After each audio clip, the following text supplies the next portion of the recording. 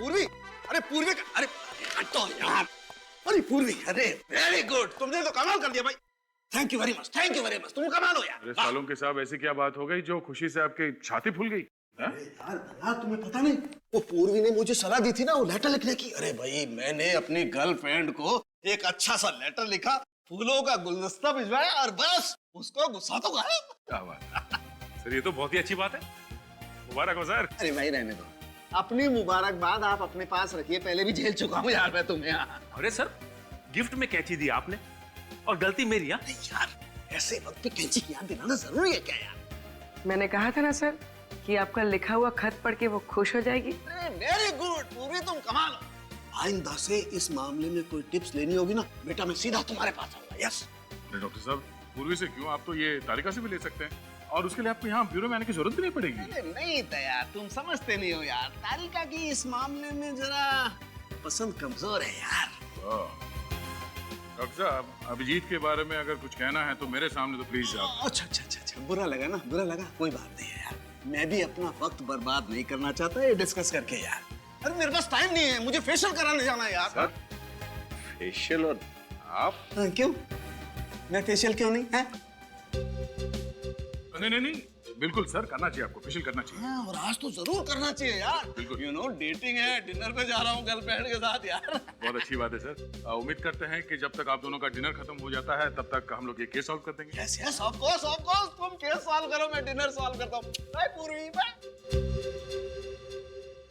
Sir doctor साड़ुंकी भी कमाल के, उम्र 55 की, दिल बचपन का। अरे उनके सामने मत बोल देना, जीना हराम कर देंगे तुम्हारा। सर स्केच तैयार हो गया। गुड, देखे जरा। ओह, तो ये है वो चैंपियन। अब इस चैंपियन का अच्छा वक्त शुरू होगा।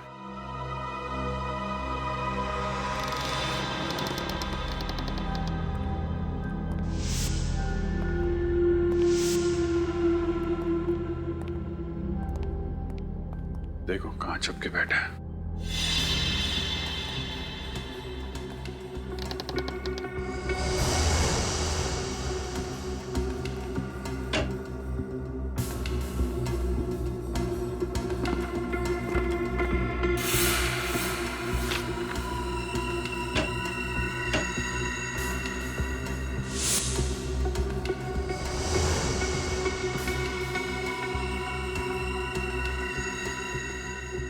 ये किसकी नोट है?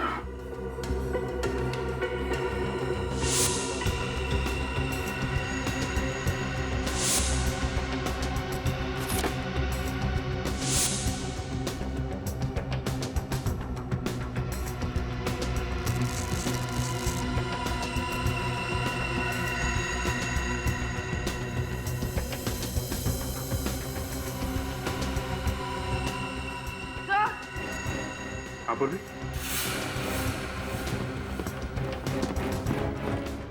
सर यहाँ पर ये नीडल्स और सिरिंजेस मिली है। सर ये वो केमिकल जो जूतों में इस्तेमाल किया गया था, और सर ये जेल जो पैरों को सुन्न करने के लिए जूतों में डाला गया था। सर यहाँ पर ये लाल जूते भी हैं और सर ये इंजेक्शन।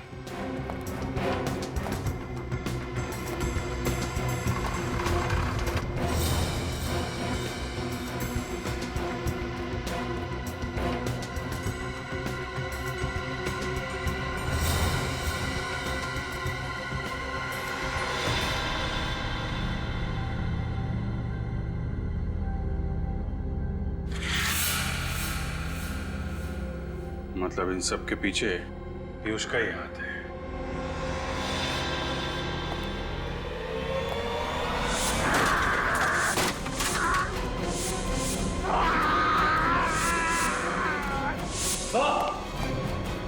पूर्वी, सब कुछ उठा लो।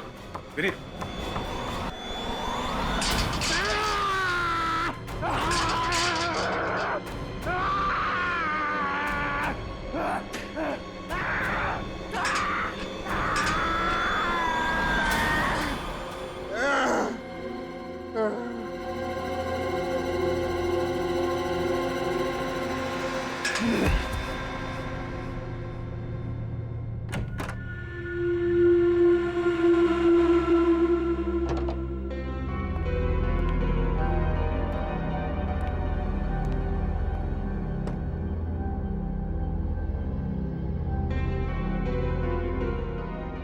हैप्पी एनिवर्सरी प्रीति।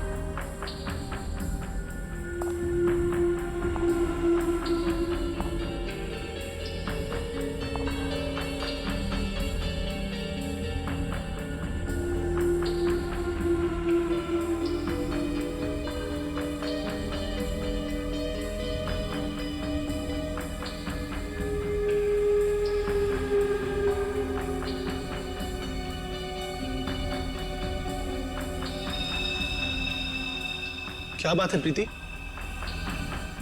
तुम ठीक तो हो ना?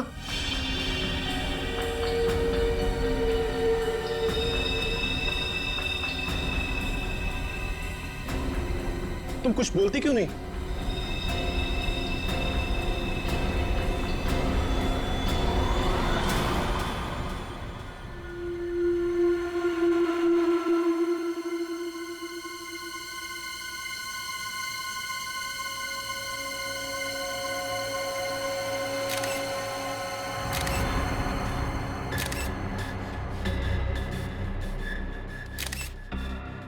तीन, चार, पाँच, छह, सात। 7 बार चाकू से घुपा गया इस विशाल को। एक पत्नी अपने पति को इतनी बेरहमी से मारेगी, वो भी शादी के सालगिरह के दिन, यकीन ही नहीं हो रहा। हाँ सर, इसकी लाश को देखकर लग रहा है इसकी पत्नी बहुत नफरत करती होगी इससे।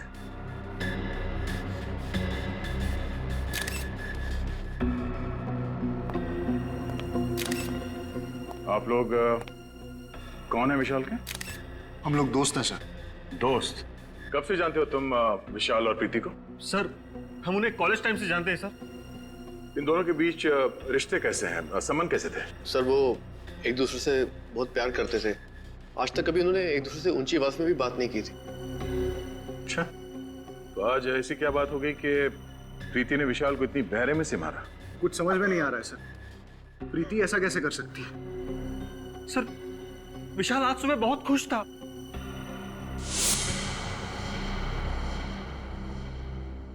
हैप्पी एनिवर्सरी प्रीति। मैं दुनिया का सबसे खुशनसीब पति हूं जो मुझे तुम्हारे जैसी बीवी मिली। काश आने वाले हर जन्म में तुम मेरी ही बनकर रहो। क्या बात है, बीवी की फोटो के साथ इतनी रोमांटिक बातें हो रही है। अबे साथ में होती होगी तो ये जनाब तो शायर बन जाते होंगे। यार ये तो बहुत गलत बात है, दरवाजा खटखटा के आना चाहिए था ना। अच्छा, तुम लोगों ने मेरी सारी बातें सुन ली। अरे सुन ली तो क्या हुआ, तू हमारे कॉलेज का दोस्त है यार, लंगोटिया यार। और प्रीति को इम्प्रेस करने के तरीके हम ही से तो पूछता था। भूल गया? कैसे भूल सकता हूँ यार, मेरे घोड़ी चढ़ने का श्रेय तुम लोगों को ही तो जाता है। वो बात तो है, और इसीलिए आज हमें पार्टी चाहिए। हाँ पार्टी? हाँ, तेरी वेडिंग एनिवर्सरी की पार्टी यार। यार प्रीति से पूछना पड़ेगा। क्या बात कर रहा है यार, उसे पूछने की क्या जरूरत है। अरे सरप्राइज दे देते हैं उसको, वो खुश हो जाएगी।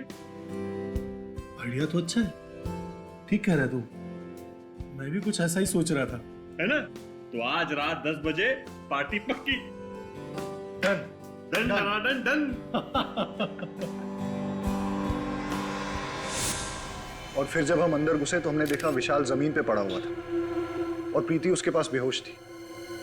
और हाँ, प्रीति के हाथ में एक चाकू था, खून से सना हुआ।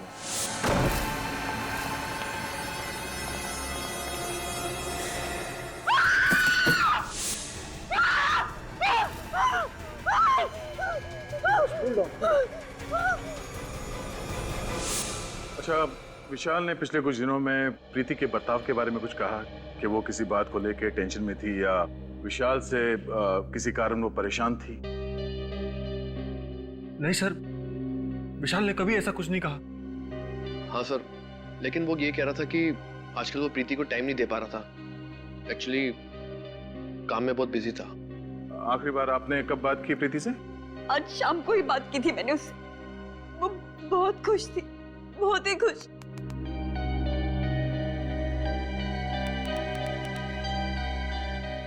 सर, प्रीति, प्रीति, प्रीति, क्या हुआ था यहाँ पे? प्रीति, तुम ठीक हो? हमारी आवाज सुनाई दे रही है तुम्हें? सर, लगता है सदमे में है। सर, कहीं ये एक्टिंग तो नहीं कर रही है सदमा लगने की? श्रेया, काम करो, इसे ब्यूरो लेके चलो। विनीत, आसपास लोगों से पता करो कि प्रीति और विशाल के बीच में संबंध कैसे थे। अफेड़ी, इनके दोस्तों का नाम और एड्रेस ले लो और इनसे बोलना कि जब तक ये केस सॉल्व नहीं हो जाता कोई भी शहर छोड़ के बाहर नहीं जाएगा। सर, ये प्रीति तो कुछ बोलने को तैयार ही नहीं। लगता है अपने पति की मौत का गहरा सदमा लगा उसे। सदमा कैसा सर? इसने अपने ही हाथों से अपने पति विशाल का खून किया है। हाँ सचिन, पर कुछ तो है जो इसे बाकी के खूनियों से अलग करता है। विशाल के खून के बाद इसने भागने की कोशिश नहीं की और ना ही कोई बहाना बनाया। विशाल की मौत के बाद से लेके अब तक इसकी जुबान से एक शब्द तक नहीं निकला। पानी का एक घूंट तक नहीं पिया इसने। पता नहीं इसके दिमाग में क्या चल रहा है। क्या बात है भाई? बड़ी टेंशन में तुम लोग? टेंशन की बात है सर। क्यों टेंशन क्या है? ये केस तो बड़ा आसान था यार। खूनी अपने आप पकड़ा गया, भाग दौड़ करने की जरूरत ही नहीं पड़ी तुमको। सर, जब तक खूनी अपना गुनाह मान न ले हम चैन की सांस नहीं ले सकते। और ये प्रीति, ये तो कुछ बोलने को तैयार नहीं है। बहरहाल भाई, प्रीति कुछ बोले या ना बोले, लेकिन मैं आप लोगों को एक बात बोलता हूँ। प्रीति के दिल में अपने हस्बैंड के लिए सख्त नफरत थी। नफरत? पर सर, इनके दोस्तों ने तो कहा कि ये लोग एक दूसरे से बहुत प्यार करते थे। लव मैरिज थी इनकी। लव मैरिज थी या अरेंज मैरिज थी मुझे नहीं मालूम, लेकिन विशाल के शरीर पर जो चाकुओं के घाव हैं, उससे साफ पता लगता है कि प्रीति के दिल में विशाल के लिए सख्त नफरत थी। जगह जगह पर चाकू से वार किए गए। मुझे तो लगता है कि विशाल के मर जाने के बाद भी प्रीति उसे चाकू मारती रही। इतनी नफरत? प्रीति, तुमने विशाल का खून क्यों किया? हाँ? क्या वो तुम्हें मारता पीटता था, दहेज के लिए परेशान करता था या किसी और से प्यार करता था? बताओ प्रीति, तुम्हें जवाब देना होगा। ऐसी क्या बात थी जिसकी वजह से तुम उससे इतना नफरत करती? नफरत नहीं, प्यार करती थी मैं विशाल से, और अब भी करती हूँ। विशाल की मौत के बाद जो खोया वो आप लोग नहीं समझो, और वैसे भी विशाल के जाने के बाद मेरी जिंदगी का कोई मतलब नहीं। अगर तुम इतना प्यार करते थे विशाल से तो फिर उसे मारा क्यों? क्या फायदा? वैसे भी आप लोग सीआईडी वाले मेरी बात का कहाँ विश्वास करेंगे? विश्वास करना है या नहीं, वो हम पे छोड़। पहले बताओ कि तुमने विशाल को क्यों मारा? मुझे नहीं पता उस दिन क्या हुआ। मुझे विशाल पर बहुत गुस्सा है और मैंने बिना सोचे समझे उसे मार डाला। कोई किसी को बेवजह 7-7 बार चाकू नहीं मारता प्रीति। मैंने कहा था आप लोग मेरी बात का भरोसा नहीं करेंगे, और वैसे भी मुझे कुछ नहीं कहना। चढ़ा दीजिए मुझे फांसी पर, मुझे नहीं जीना। चढ़ा दीजिए मुझे फांसी पर, मैं विशाल के बिना नहीं जी सकती। दया, यार मुझे लगता है इस लड़की के साथ कुछ प्रॉब्लम है। कैसी प्रॉब्लम सर? यार वो तो समझ में नहीं आ रहा है, लेकिन मुझे लगता है कत्ल करते वक्त इस लड़की का दिमाग इसके काबू में नहीं था। सर, कत्ल करते वक्त तो किसी भी खूनी का दिमाग काबू में नहीं रहता। मुझे तो लगता है ये लड़की झूठ बोल रही है।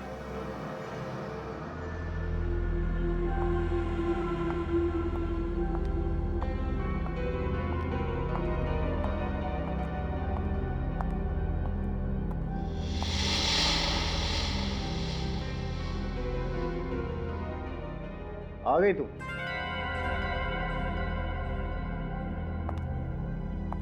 फोन भी नहीं उठा रही। मुक्ता कहाँ रह गई थी तू?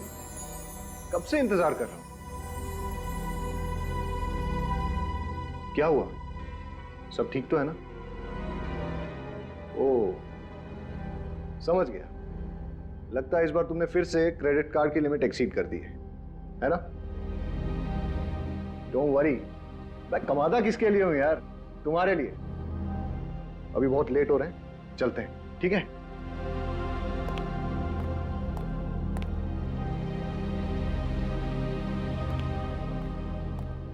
चलो, कम कम।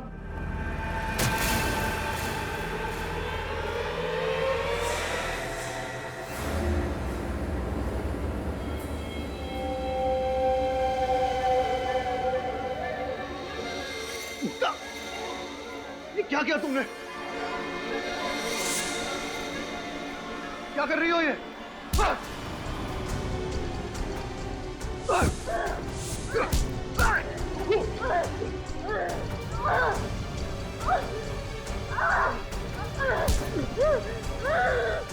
पागल हो गई हो? आवाज छोड़ो मुझे! उठाओ! सिक्योरिटी!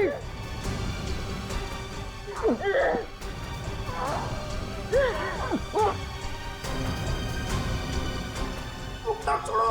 क्या कर रही हो? मैं क्या कर रही हूँ? अरे छोड़िए! आप क्या कर रही हैं? अरे छोड़िए मैडम! ठीक तो है ना सर? मुक्ता, ये क्या कर रही हो? पागल हो गई हो? होश में आओ!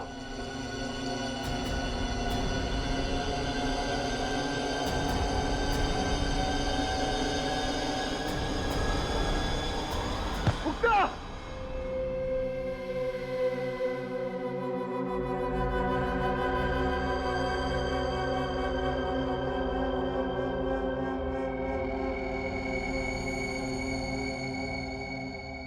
मुक्ता, अब कैसी हो तुम? मुझे माफ कर दो चेतन। पता नहीं मुझे क्या हो गया था जो मैंने तुम्हारे साथ ऐसा बर्ताव किया। इतनी चोट पहुंचाई है मैंने तुम्हें। अरे कोई चोट नहीं आई मुझे। देखो देखो, एकदम हट्टा कट्टा हूं मैं। हाँ, लेकिन मुक्ता आपने ऐसा किया क्यों? आपको ऐसे अचानक गुस्सा आने की वजह? मैं तो खुद हैरान हूँ, मुझे कभी गुस्सा आता ही नहीं है सर। और फिर बेवजह इतना ज्यादा गुस्सा कैसे आ गया मुझे कुछ समझ में नहीं आ रहा। मुक्ता ठीक कह रही है सर, मैंने इसे आज तक किसी से ऊंची आवाज में बात करते हुए नहीं देखा। गुस्सा होना तो बहुत दूर की बात है।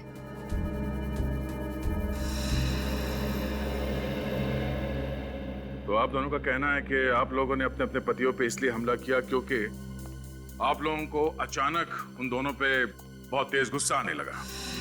फिर हैरानी की बात यह है कि आप दोनों के पास कोई ठोस वजह नहीं थी उनसे गुस्सा होने की, राइट? जी हाँ सर, पता नहीं मुझे क्या हो गया था। वो तो शुक्र है भगवान का कि चेतन को कुछ हुआ नहीं, वरना मैं अपने ही हाथों अपने आप को विधवा कर लेती। 2 दिनों के अंदर ऐसे 2 हादसे होना कोई इत्तेफाक तो नहीं हो सकता। जरूर कोई बड़ा कारण है इसके पीछे जो इस वक्त हमें दिख नहीं रहा। और इस बात के तह तक पहुंचने के लिए हमारा ये जानना बहुत जरूरी है कि उस दिन आप लोगों ने क्या क्या किया था। सर, उस दिन विशाल ने मुझे सुबह उठाया, मेरे लिए ब्रेकफास्ट बनाया, मुझे बहुत पैम्पर कर रहे थे क्योंकि हमारी एनिवर्सरी थी उस दिन। फिर उनके ऑफिस जाने के बाद मैं तैयार होकर बाजार गई। वहां मैंने विशाल के लिए एनिवर्सरी गिफ्ट खरीदा। उन्हें म्यूजिक बहुत पसंद था, इसलिए मैं उनके लिए स्पीकर्स लेकर आई और फिर मैं घर चली आई। अच्छा ये बताइए, उस दिन आपने बाहर कुछ खाया था? नहीं, मैंने लंच घर पर ही किया था। उसके बाद क्या हुआ? उस दिन जब मैं घर वापस आई तो दरवाजे पर एक गिफ्ट पार्सल पड़ा था और उसमें लाल रंग के जूते थे जिस पर जिस पर विशाल ने एक नोट लिखा था, हैप्पी एनिवर्सरी। उसके बाद उसके बाद मैं विशाल के घर आने का इंतजार करने लगी। खुद को संवारने लगी, विशाल की पसंदीदा साड़ी पहनी और उसके वो भेजे हुए जूते पहने।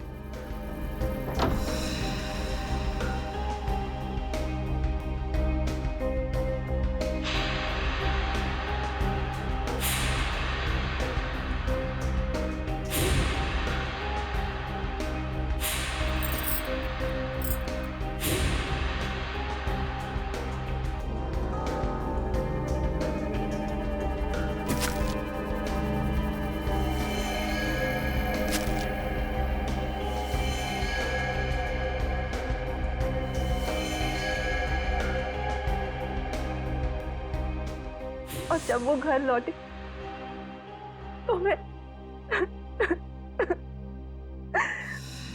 और मुक्ता जी, आपने क्या किया था उस दिन? सुबह होते ही मैं और चेतन घर से निकल पड़े। वो अपने ऑफिस चले गए और मैं अपने बैंक का काम खत्म करके मार्केट में ही घूमने लगी। फिर मैं एक जूते की दुकान में गई। ये बिल्कुल नया स्टॉक है मैम, आपको जरूर पसंद आएगा। ये है तो बहुत प्यारे, लेकिन क्या आपके पास इनमें लाल कलर है? नहीं मुक्ता जी, लाल कलर के जूते आउट ऑफ स्टॉक है। भाई साहब, मैं पार्टीज में ना सिर्फ लाल कलर पहनती हूँ, मंगा दीजिए ना। अरे क्यों नहीं मुक्ता जी, आपके लिए क्यों नहीं मंगवाऊंगा। मुझे शाम तक का वक्त दीजिए, मैं लाल कलर का जूता आपके घर पे भिजवा दूंगा। ठीक है, लेकिन 4 बजे तक भिजवा दीजिएगा। ओके। वही जूते पहन के मैं चेतन के ऑफिस गई और फिर ऑफिस। अच्छा ये बताइए कि आपने बाहर कुछ खाया पिया था क्या? जी हाँ, मैंने और चेतन ने लंच बाहर ही किया था। पूर्वी, इन दोनों को अंदर ले जाओ। आई।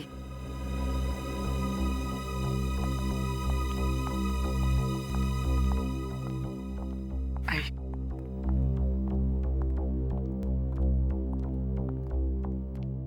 सर, दोनों कहानियों में एक चीज कॉमन है, लाल जूते। हाँ रजत, पर इन लाल जूते में ऐसी क्या बात हो सकती है? मगर सर, प्रीति को ये लाल जूते उसके पति ने गिफ्ट किए थे और मुक्ता को दुकानदार ने होम डिलीवरी की थी। हाँ विनीत, मगर ये लाल जूते ही हैं जो इन दोनों कहानियों को आपस में जोड़ती है।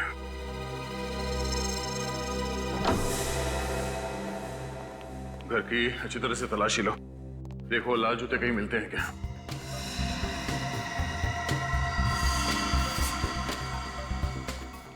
निखिल तुम अंदर चेक करो, मैं यहां देखता हूं।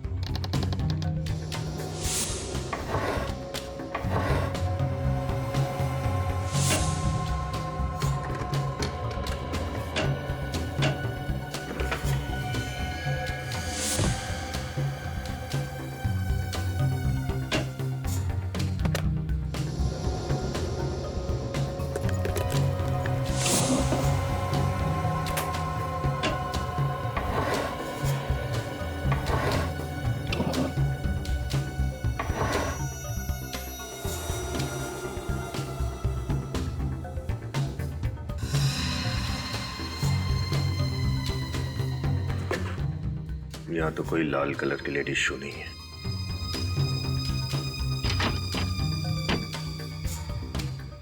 सर जूते अंदर नहीं है। यहां भी नहीं। चेतन, जूते कहाँ हैं? यहीं कहीं होने चाहिए सर। यहीं कहीं होने चाहिए तो हैं कहाँ? नहीं सर, यहाँ पे तो नहीं है। सर, बेडरूम में भी जूते नहीं मिले। सर यहाँ भी नहीं मिले।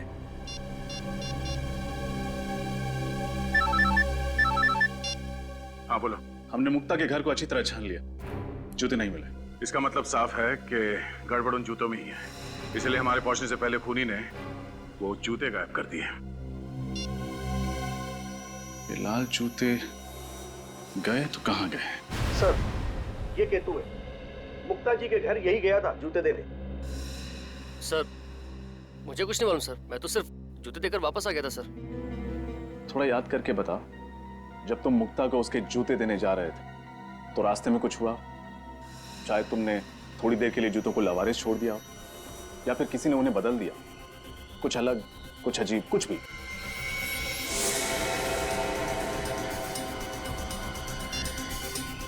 हेलो, हाँ सर, एड्रेस मिल ही नहीं रहा है। कौन सा पता देकर रखा है, मिल ही नहीं रहा है। अरे सर,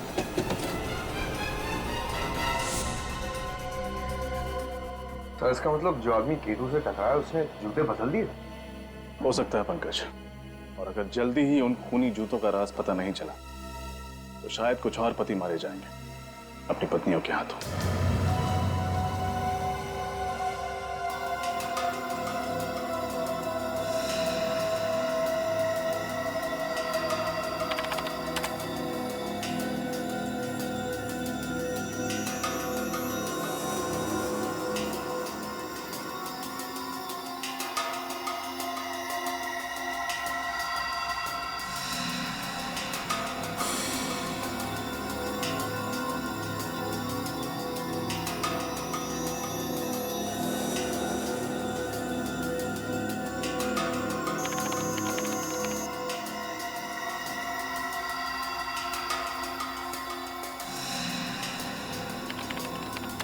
आप लोग आप उठ सकते हैं।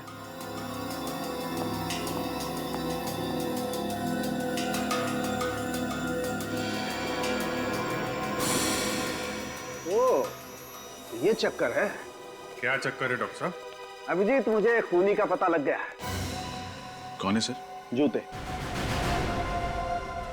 जूते? वही लाल जूते जो इन दोनों लड़कियों ने पहने हुए थे। डॉक्टर साहब, ये कैसे हो सकता है? रजत, उन जूतों में ऐसा कुछ खास था जिसकी वजह से जो भी उन जूतों को पहनता शायद खून करने लगता। मतलब सर, उन जूतों को अगर मैं पहनती तो मैं भी खून कर देती? शायद, चांसेस हैं। क्या बात कर रहे हैं डॉक्टर साहब? ऐसा क्या है उन जूतों में कि उन्हें पहन के एक आदमी खूनी बन जाएगा? मैं बताता हूँ, हाँ। ये देखो, इन दोनों के पैरों पर ये छोटा सा इंजेक्शन का निशान। इसका मतलब ये है कि इंजेक्शन के जरिए कोई ऐसा केमिकल इनके शरीर के अंदर गया है जिसकी वजह से इन लोगों ने ऐसा वायलेंट रिएक्ट किया है। और ये इंजेक्शन इन्हें तब लगा जब इन दोनों ने वो लाल जूते पहने थे। अगर जूतों में इंजेक्शन था तो हमें महसूस क्यों नहीं हुआ? मतलब हमें चुभता ना, हमें दर्द तो होता। अभिजीत, शायद इंजेक्शन के साथ साथ उसमें एनेस्थीसिया भी था जिसकी वजह से इन दोनों के पैर सुन्न हो गए और इन्हें पता नहीं चला। तो बहुत बड़ी प्लानिंग की खूनी ने। लेकिन डॉक्टर साहब, ये इंजेक्शन था किस चीज का? हॉलीवुड क्रेडॉक। What? हॉलीवुड क्रेडॉक? हाँ सर। Oh my God! क्यों? ऐसा क्या है इस केमिकल में? ये एक ऐसा केमिकल है अभिजीत जो अगर इंसान के शरीर में चला जाए तो उसका ब्लड प्रेशर बहुत हाई हो जाता है, उसके दिमाग में तूफान मचने लगता है, उसे इतना ज्यादा गुस्सा आने लगता है कि वो अपने होश में नहीं रहता, बहुत ही हिंसात्मक, वायलेंट हो जाता है, और ऐसी हालत में वो किसी का खून भी कर सकता है। मतलब सर, बहुत ही खतरनाक केमिकल है। हाँ मीनू, इसीलिए इस केमिकल पर बैन है। कई देशों में तो इस केमिकल को जानवरों पर इस्तेमाल किया जाता है, ये पता लगाने के लिए कि आखिर वो जानवर कितना वायलेंट हो सकते हैं। डॉक्टर साहब, ये बॉडी में जाने के बाद इस केमिकल को कितना टाइम लगता है असर दिखाने में? ज्यादा से ज्यादा 10 मिनट। 10 मिनट?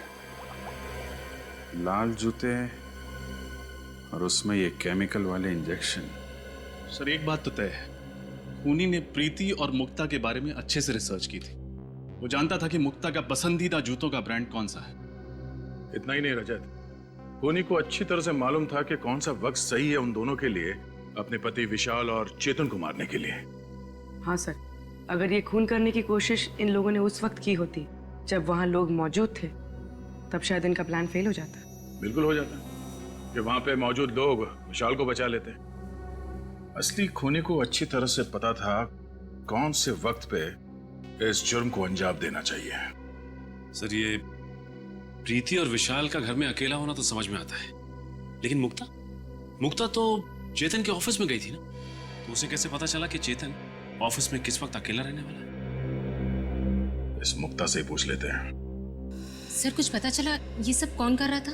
अभी तक तो नहीं, और आप लोग चिंता मत कीजिए, बहुत जल्दी असली गुनहगार हमारे सामने होगा। मुक्ता जी, एक बात बताइए, आप ठीक उसी वक्त कैसे पहुंची चेतन के ऑफिस में जब वो बिल्कुल अकेला था?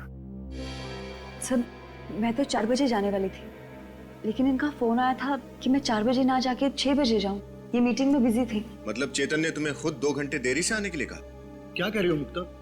मैंने तुम्हें ऐसा कोई फोन नहीं किया था। मैं तो खुद हैरत में था कि इसे आने में इतनी देर क्यों हुई। अगर आपने फोन नहीं किया तो फिर किसने किया? ये फोन कॉल आपके मोबाइल पे आया था? नहीं सर, मेरे लैंडलाइन पे आया था। सचिन, पता करो 24 तारीख दोपहर 4 बजे के आसपास इनके लैंडलाइन पे किसका फोन आया था। अच्छा, आपने कहा कि लाल जूतों को पहनने के बाद आपको अचानक गुस्सा आया। ये लाल जूते की डिलीवरी कब हुई थी आपके पास? सर जूते की डिलीवरी उसके दिए हुए टाइम से बहुत लेट हो गई थी। मैं गाड़ी में बैठ के ऑफिस के लिए निकल ही रही थी, तब जूते वाला आया था। और वो जूता पहना कब आपने? इनके ऑफिस के नीचे सर। जूते चेंज करके ही मैं ऊपर गई थी। लेकिन सर, अगर खूनी चाहता था कि मुक्ता नए जूते पहनकर ऑफिस जाए, तो वो आखिरी मिनट तक इंतजार क्यों करता? मतलब ये भी तो हो सकता था कि मुक्ता नए जूतों को गाड़ी में ही रहने देती और पुराने जूतों में ही चेतन से मिलने चली जाती। हो सकता रजत, पर उस दिन ये दोनों पार्टी में जाने वाले थे, तो शायद मुक्ता कार में जूते पहन लेती और खूनी के पास अच्छा मौका भी था चेतन को मारने का, है ना? क्योंकि ये दोनों अकेले थे। पता नहीं हम दोस्तों के पीछे कौन हाथ धो के पड़ गया है। हमने तो किसी का कुछ भी नहीं बिगाड़ा। चेतन, दिमाग पर जरा जोर डाले। कोई पुराना किस्सा याद आता है? कोई पुरानी दुश्मनी, छोटी ही सही, कोई भी नाम? आप लोगों पे किसी पे शक नहीं है? नहीं सर। सर ये जुर्म तो एक उलझी हुई पहले की तरह होता जा रहा है। अगर इनका कोई दुश्मनी नहीं था, फिर कौन ऐसा होगा जो इतनी गहरी साजिश रचेगा इन दोनों को मारने के लिए? ये सब कुछ एक सोचा समझा हुआ प्लान है। खूनी ने ऐसा वापरा जैसे शतरंज के खिलाड़ी घोड़ों और ऊंट को वापरता है। हाँ सर, खूनी ने ये सब उन जूतों के जरिए किया है, उनमें इंजेक्शन फिट करके। इसका मतलब है वो जूते ऑर्डर देके बनवाए गए थे, तभी तो सोल के नीचे इंजेक्शन रखने का जगह बना पाया वो। सर फिर तो खूनी लेदर मार्केट भी गया होगा चमड़ा खरीदने। बिल्कुल गया होगा। उन सारी दुकानों में जाके पता करो जहाँ पे ये जूते बनते हैं या फिर उन्हें बनाने के सामान बेचे जाते हैं। सर, उस नंबर का पता चल गया है सर। वो फोन चेतन ने नहीं बल्कि किसी अरुण कुमार ने किया था। अरुण कुमार? मुक्ता, आप किसी अरुण कुमार को जानती हैं? अरुण कुमार? नहीं सर, मैंने तो ऐसे किसी आदमी का नाम भी नहीं सुना। प्रीति, तुम? मैं किसी अरुण को नहीं जानती। शायद विशाल जानता हो। अगर विशाल जानते किसी को तो मुझे जरूर बताते। हाँ, अरुण कुमार। शायद एक अरुण था तो सही हमारे कॉलेज में, है ना? अरे नहीं, वो तो अरुण यशोधन था, अरुण कुमार नहीं। आप सब में से कोई भी अरुण कुमार को नहीं जानता, मगर वो आप सबको अच्छी तरह से जानता है। विशाल को क्यों मारा तुमने? मारा मतलब सर? विशाल? कौन विशाल सर? ये विशाल। अब कुछ याद आया? नहीं सर, इस आदमी को तो मैं पहली बार देख रहा हूँ। अच्छा, इसे तो जरूर पहचानते होगे। नहीं सर, अब ये कौन है? ये चेतन है। चेतन बन के उसकी वाइफ को फोन करते हो और कहते हो चेतन को ही नहीं पहचानते। कमाल है। सर मैं किसी और की वाइफ को क्यों फोन करूंगा सर? मेरी खुद की वाइफ है फोन करने के लिए। झूठ मत बोलो। फोन रिकॉर्ड से हमें पता चला है कि कल शाम 4 बजे तुमने ही मुक्ता को फोन किया था। मुक्ता? सर मैं इनमें से किसी को नहीं जानता। कौन है ये सब सर? और कल 4 बजे? हाँ सर, 1 मिनट। मैं कल शाम को 4 बजे बाजार गया था और एक आदमी ने मुझसे फोन मांगा था एक कॉल करने के लिए। एक आदमी को दिया था फोन कॉल करने के लिए। बड़ी अच्छी कहानी बना लेते हो। मैं कहानी नहीं बना रहा हूँ। आप खुद सोचिए, अगर मुझे जुर्म करना होता तो मैं खुद का फोन क्यों इस्तेमाल करता? किसी पीसी या किसी और फोन से कॉल नहीं कर सकता था क्या? उस आदमी की शक्ल याद है तुम्हें, जिसने तुमसे तुम्हारा फोन मांगा था? नहीं सर, थोड़ा जल्दी में था तो ज्यादा ध्यान नहीं दिया मैंने। ठीक है, अगर तुम्हारी ये कहानी झूठी निकली तो तुम अपने बच्चों को कहानी सुनाने लायक नहीं रहोगे।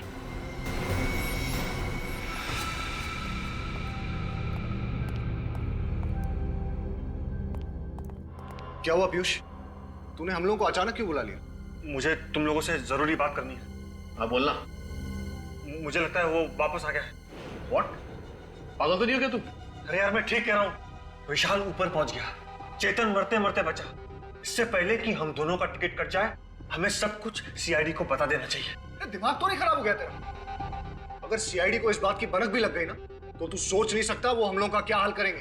अरे यार जो होगा देखा जाएगा। यूं बेमौत मरने से तो अच्छा ही है ना। देख, अगर तूने सीआईडी को बताने की बात भी की ना, तो वो वापस आया हो या ना आया हो, मैं तुझे जरूर मार डालूंगा।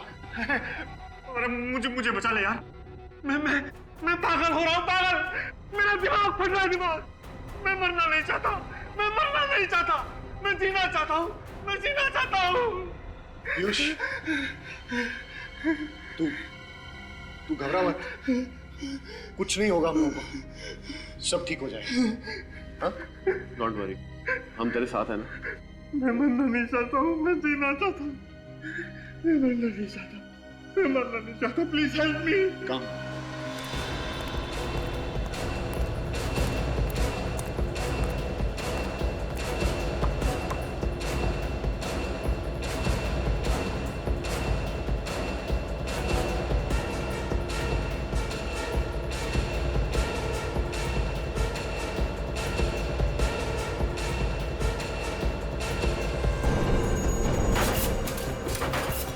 पिछले कुछ दिनों में आपके यहाँ कोई आदमी लाल रंग का चमड़ा खरीदने आया था लड़कियों के जूते बनवाने के लिए? ऐसा तो यहाँ कोई नहीं आया सर।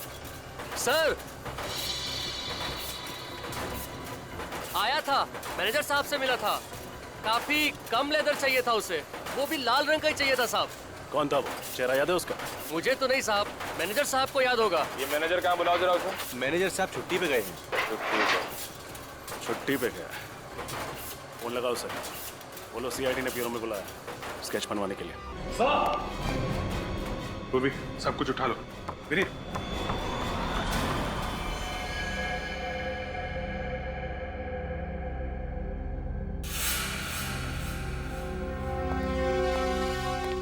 सर पीयूष तो यहाँ मरा पड़ा है, लगता है इसने जहर पिया। My God. सर हमें तो लग रहा था यही सबको मार, फिर इस पीयूष को किसने मार दिया? इसका मतलब इसके साथ कोई और आदमी भी मिला हुआ था क्या? सर ये देखिए, इसके जेब में से ये चिट्ठी है सर। क्या लिखा है? मैंने ही विशाल का खून करवाया और चेतन पर हमला भी करवाया। नफरत करता था मैं अपने दोस्तों से। कॉलेज के दिनों से चेतन, विशाल, धीरज मुझे परेशान करते थे और बिजनेस पार्टनर बन जाने के बाद भी मुझे मेरा हक नहीं देते थे। इसलिए गुस्से में आकर मैंने उनसे बदला लेने की ठानी। अगर सीआईडी को मेरे बारे में पता चल गया, इसलिए मैं अपनी जान दे रहा हूं। पीयूष, अजीब बात है सर, जब गुनहगार को पता होता है कि एक ना एक दिन वो पकड़ा ही जाएगा, फिर गुनाह करता ही क्यों है?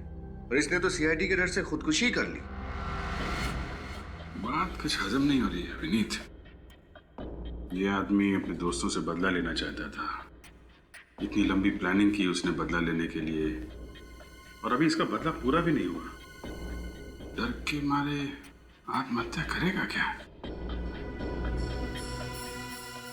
सर, इसके हाथ और पैर पर ये निशान देखिए।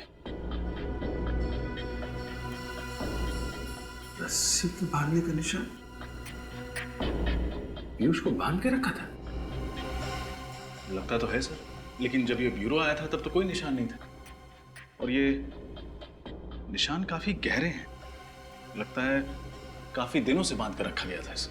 पीयूष को बांध के भी रखा गया था और पीयूष ब्यूरो में भी। अब कुछ कुछ समझ में आ रहा है। डॉक्टर साहब, मैं ठीक तो हो जाऊंगा ना? तुम बिल्कुल फिक्र मत करो, तुम जैसे पहले थे ठीक वैसे हो जाओगे। अब मैं इंजेक्शन लगा रहा हूं, तुम पलट जाओ।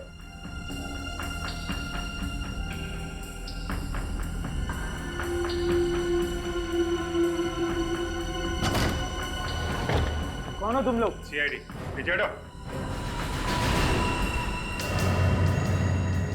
चेहरा बदलवाया जा रहा है? चेहरा चाहे पीयूष का हो या अमित का, अंजाम तो फांसी ही है। क्या बकवास कर रहे हैं आप लोग? ऐसी कोई बात नहीं है, जाने दीजिए मुझे। कहाँ जा रहे हो? चेहरा नहीं बदलवाओगे? हाँ, मैं पीयूष नहीं, अमित हूँ, अमित। अमित, यही है ना तुम्हारा असली चेहरा? अब बताइए अमित जी, क्यों मारा अपने दोस्तों को तुमने? हैं? दोस्तों के नाम पे धब्बा थे वो लोग, धब्बा। क्यों? ऐसा क्या किया था उन लोगों ने तुम्हारे साथ? उनकी वजह से मैं खूनी बना। मैंने अपने हाथों से सपना की जान ले ली। कौन सपना? सपना, मेरी प्रेमिका। कॉलेज के दिनों में हम एक दूसरे से बहुत प्यार करते थे। एक दिन सपना ने विशाल, पीयूष, चेतन और धीरज को एग्जाम पेपर चुराते हुए देख लिया। फिर उसने धमकी दी कि वो सब कुछ प्रिंसिपल को बता देगी। फिर इन चारों ने उसे मारने का प्लान बनाया। पर सपना तो तुम्हारी गर्लफ्रेंड थी, उनके कहने पे तुमने सपना का खून कर दिया। क्यों? क्योंकि उन चारों ने मुझसे झूठ कहा कि सपना मुझसे बेवफाई कर रही है। वो चारों अच्छी तरह से जानते थे कि मुझे मेरे गुस्से पर काबू नहीं रहता, इसीलिए बिना सच जाने मैंने सपना की जान ले ली। फिर जब तुम्हें सच का पता चला तो तुमने एक एक करके सबसे बदला लेना शुरू कर दिया। हाँ, और डॉक्टर साहब ने मेरी मदद की। इन्होंने मुझे पीयूष का चेहरा दिया, जिसका फायदा उठाकर मैंने अपने प्लान को अंजाम दिया और पीयूष को 1 साल तक कैद कर रखा। और मैं भी यही चाहता था कि इन चारों की मौत की वजह भी वही गुस्सा हो जिसकी वजह से मेरी सपना की मौत हुई थी। और इसीलिए मैंने जूतों में इंजेक्शन फिट किया। प्लान तो अच्छा बनाया था तुमने, लेकिन एक गलती कर दी। पीयूष के मोबाइल से आखिरी कॉल डॉक्टर साहब को कर दिया। सपना का खून किया तुमने। पश्चाताप के आंसू बहाने के बजाय अपने दोस्तों को भी मारा। तुम्हें तो फांसी ही होगी। और डॉक्टर साहब, आप पैसों की लालच में बिक गए। आपका और इनके बाकी दोस्तों का हिसाब तो अब अदालत ही करेगी।